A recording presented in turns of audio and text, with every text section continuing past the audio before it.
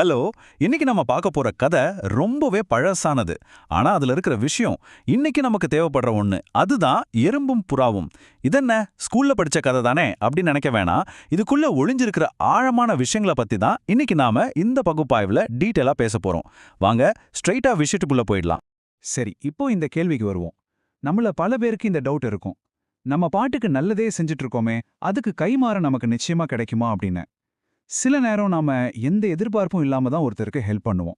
ஆனா அந்த உதவி எப்படி ஒரு முழு ரவுண்ட் அடிச்சு மறுபடியும் நமக்கே திரும்பி வருது அப்படிங்கறத இந்த எறும்பு புறா சம்பவம் ரொம்ப பிராக்டிக்கலா நமக்கு சொல்லி கொடுக்குது. அது எப்படின்னு தெரிஞ்சுக்கலாம் வாங்க. கதை ஒரு அமைதியான காட்டுல தான் ஆரம்பிக்குது. ஆனா திடீர்னு ஒரு சின்ன எறும்பு எதிர்பாராத விதமா அங்க இருந்த ஒரு நீரோடையில தவறி விழுந்துருது. தண்ணியோட வேகம் ரொம்ப அதிகம். அந்த சின்ன எறும்பு மூச்சு திணறி தண்ணில அடிச்சிட்டு போகுது. அதனால கொஞ்சம் கூட நீந்த முடியல. அப்படியே மூழ்கிடுமோங்கிற நிலைமை. கொஞ்சம் யோசிச்சு பாருங்க, அந்த எறும்புக்கு அது எவ்வளோ பெரிய போராட்டம். ஒவ்வொரு செகண்டும் உயிருக்கு ஆபத்து நெருங்கிட்டே இருக்கு. டைம் சுத்தமா இல்ல. சரியா அந்த நேரத்துல அந்த நீரோடைக்கு பக்கத்துல இருந்த ஒரு மரத்துல ஒரு புறா ரொம்ப பாதுகாப்பா உட்காந்துருக்கு. அதோட பார்வை கீழே தண்ணியில உயிருக்கு போராடிட்டு இருக்கிற இந்த எறும்பு மேல படுது. எறும்பு எப்படியாவது தப்பிச்சிட மாட்டோமான்னு தவிக்கிறது அந்த புறாவுக்கு நல்லாவே தெரியுது. புறா என்னவோ சேஃபான இடத்துல தான் இருக்கு. ஆனா எறும்பு அது செத்து போற நிலைமையில இருக்கு. இப்போ அந்த புறா என்ன பண்ணும்? சும்மா வேடிக்கை பார்க்க போகுதா? இல்ல அந்த சின்ன உயிரை காப்பாத்துமா? இங்க தான் விஷயமே இருக்கு. அந்த புறா யோசிக்கவே இல்ல. உடனே செயல்ல இறங்குது. ஃபர்ஸ்ட் மரத்துல இருந்து ஒரு இலைய பறிச்சு சரியா அந்த எறும்பு தத்தளிக்கிற இடத்துக்கு பக்கத்துல போடுது.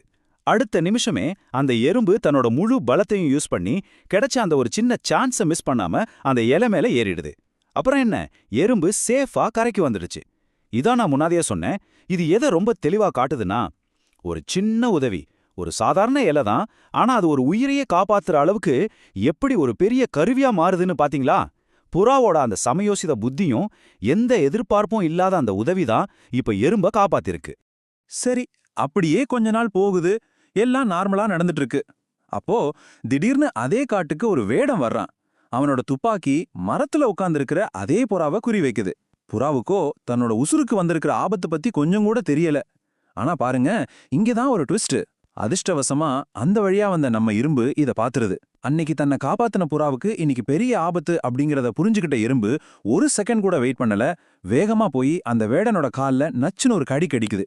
வலி தாங்க முடியாம வேடன் அலற அவன் குறி தப்புது. சத்தம் கேட்டு சுதாரிச்ச புறா உடனே பறந்து தப்பிச்சிருச்சு. இப்போ புறாவோட உசுறு காப்பாற்றப்பட்டுடுச்சு.